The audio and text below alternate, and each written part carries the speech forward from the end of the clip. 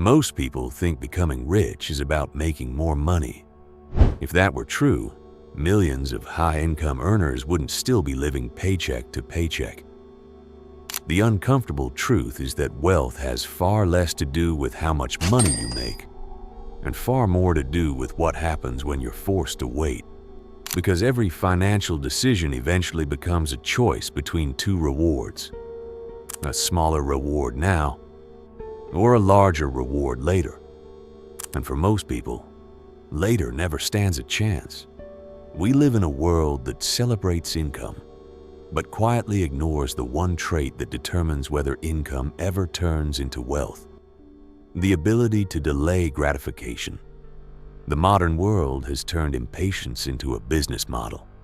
Food arrives at your door in minutes. Movies begin instantly. You can buy products you can't afford with money you haven't earned yet.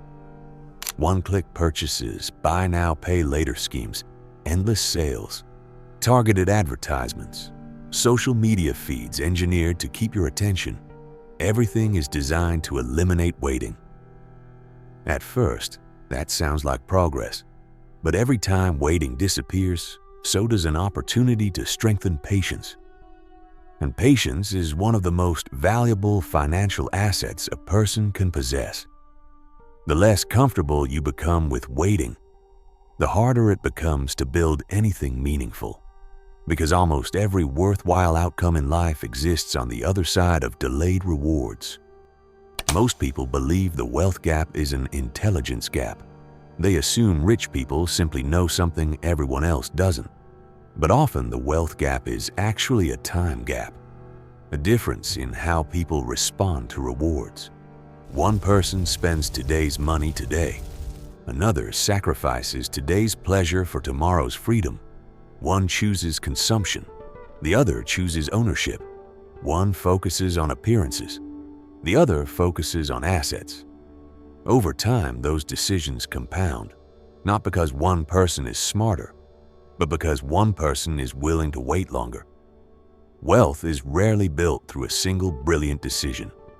More often, it's built through hundreds of small moments where someone chooses the future over the present. Imagine two people receiving the exact same raise. The first immediately upgrades their lifestyle: a nicer apartment, a newer car, more expensive habits. The raise disappears almost as quickly as it arrived. Life looks better on the surface, but nothing fundamental has changed. The second person makes a less exciting choice. They keep living the same way. The extra income gets invested, saved, used to acquire assets rather than status symbols. For a while, there appears to be no difference between them. In fact, the first person may even seem more successful. But 5 years later, the gap becomes impossible to ignore. One person purchased comfort. The other purchased freedom. And the difference wasn't income. The difference was delayed gratification. One traded future opportunities for present pleasure. The other did the opposite. What's fascinating is that this principle has very little to do with money. The same pattern appears everywhere. In fitness, people want immediate results. In education, people want immediate mastery. In business, people want immediate success. In relationships, people want immediate validation. Yet life rarely rewards impatience. The student who studies consistently often sacrifices enjoyment in the short term. The entrepreneur sacrifices certainty. The investor sacrifices consumption. For a while, it can look like they're losing. Then the rewards arrive. Not instantly, not dramatically, but eventually. The pattern never changes. Temporary discomfort followed by long-term advantage. The people who win are often not the most talented. They're simply the most willing to wait. Nearly 2,000 years ago, Marcus Aurelius understood something that remains true today. Human beings often become slaves long before they become poor.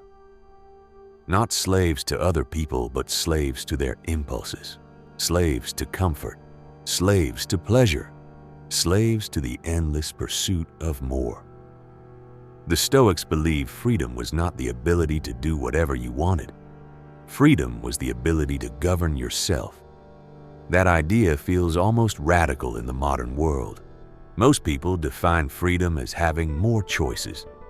The Stoics define freedom as not being controlled by every desire that enters the mind. And when you look at wealth through that lens, everything changes. The person who cannot resist every impulse is not financially free, regardless of income. Every desire demands payment. Every craving extracts a cost. Every impulse pulls resources away from the future. This is the real reason many people stay poor, even when their income rises. The problem is rarely mathematics. Most people know they should save more. Most people know they should invest more. Most people understand basic financial advice.